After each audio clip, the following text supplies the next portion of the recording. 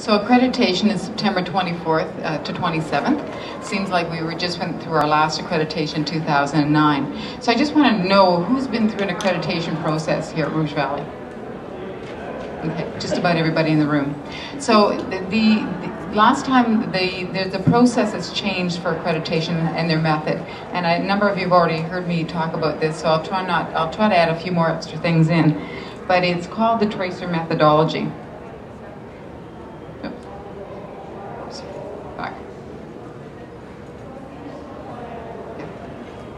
So what they're wanting to do is, we have a number of standards and required organizational practices that we must comply with to meet our accreditation. But the way that they determine if we're meeting those standards is actually to walk or trace a patient's experience while they're here at Rouge Valley. And it's a wonderful experience for the patients, for the staff, and for the surveyors. I think the surveyors probably learn as much as from the surveys as we do. And what they do is they select, if they're going to, let's say, do a surgical patient, they are going to talk to the units where the surgical patients go and get them to identify 2 or 3 patients, one that's had a fairly straightforward admission process and one that's had a much more complex stay, and get permission from those patients for the surveyors to actually meet up with them. So the surveyors will then review the chart. So we're looking at review the chart, files, documents. Then they're going to trace the actual path that patient has made through the organization. So if the patient came through emergency, they would go down and they would look at some processes in the emergency department on how that patient was admitted, how they were assessed, maybe speak to some staff. They would probably also involve other things that they had to come into hospital, which might be diagnostic tests, perhaps lab tests. So they would talk to those departments as well. Then they'd follow that process up to the unit, talk to the staff on the unit, which may be who is ever caring for that patient that day, perhaps talk to the personal support workers that are working on the unit, perhaps talk to the pharmacist that's been involved in some of their care. And what they're doing is they're checking to get the information on all the processes that we say we're doing and should be doing, and wanting to see if they're actually embedded in that everyday quality care that we're doing. Then they'll also actually meet up with the patient and or family and have a number of questions that they will talk to the patient and family to see if they are interpreting what we're doing as what we say we're doing. So are we giving them safe patient care? Are we involving them in their care? Do they know that they can reach out and ask questions? Do they know that they need to tell us about their medications to participate in safe care while they're here at the hospital? So it's a very relaxed type of process. It isn't about putting a number of people and policies off in a room. It's about actually walking through the organization. And we actually had some tracer training. We have 37 individuals throughout Rouge Valley that received tracer expert training on the 13th or 17th of February. And we are now going to do some mock traces throughout the organization for us to get comfortable with the process, for staff, frontline staff to get comfortable with it, and for us also to see, are we doing what we say we do, and are patients perceiving that same thing? Because what we could do is say, okay, yeah, we're doing that. All the answers are coming back positive, or we can identify some gaps so we know that we have some work to do before we come to accreditation. Accreditation is really about celebrating what we do every day. This is what it is. It's quality, safety practices to give our best patient outcomes. So accreditation is actually a celebration for us to be able to explain that to our surveyors and also share all the quality things we do every day. Just to give you some feedback, we have done one of our first mock tracers on surgery, and I'm just looking to see if anybody's here that was on that mock tracer. It was quite Paula, you were there. It was a great experience because we did talk to staff, we did talk to patients, we did talk to management and support services. And what we found was that staff when we asked them, what quality initiatives do you do in your unit? They stumbled. They didn't have an answer. And so then we said, well, do you assess the skin? Do you prevent skin ulcers? Oh, yes, we do that every day.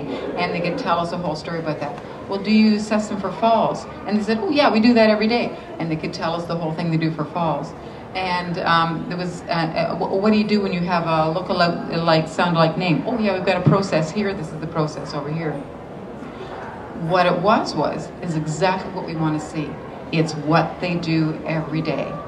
But it's because they do it every day, they don't think of it as a quality initiative. And so we need to connect those pieces for everyone.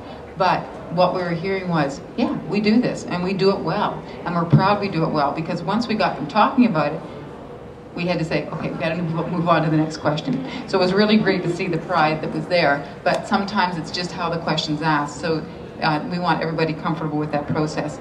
So we're going to be scheduling, at this point we're targeting 28 tracers throughout the organization, different programs.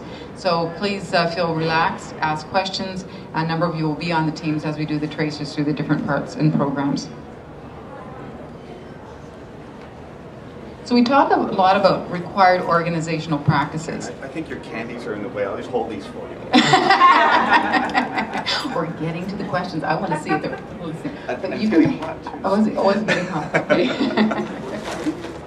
So required organizational practices are standards that we absolutely, or practices we absolutely have to have embedded in the organization in order to be accredited.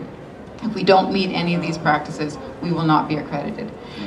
So there's 36 of them up here on the screen, of which 35 we need to do as an acute care hospital.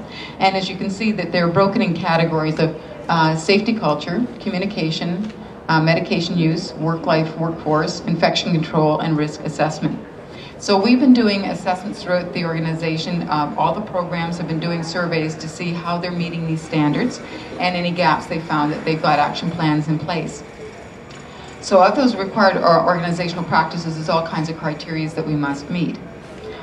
So we'll be, as we go through this time coming up to accreditation, you're going to be seeing tips of the week. We'll be telling you what we have in place to meet these different required organizational practices, and you'll be having all kinds of activities and different events on your particular units or areas of work to help everyone understand where we are with those.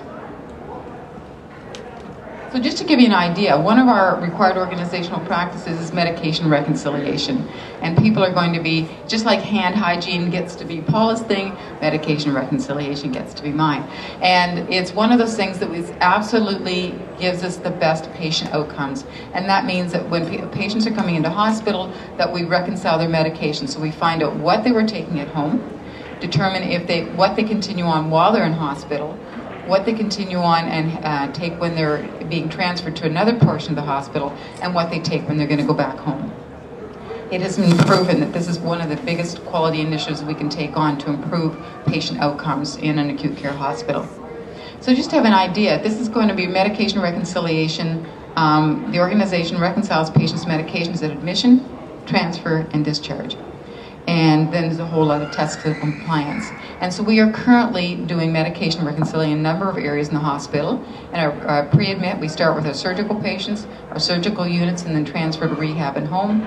We do it in our emerge department, in our medical units, and we're going to be working on now transfer and discharge, and then we'll be transferring it, all the learnings from that, to the other areas of the hospital. We also, for those of you who have outpatient areas, we also need to do medication reconciliation in outpatient areas, and that's a piece that we haven't done a lot of work on yet. We do have it done in the chemotherapy clinic, and we'll be moving on and transferring that knowledge to the other outpatient areas. So just an idea, this is how we know what we're looking for, because they've got all these tests for compliance.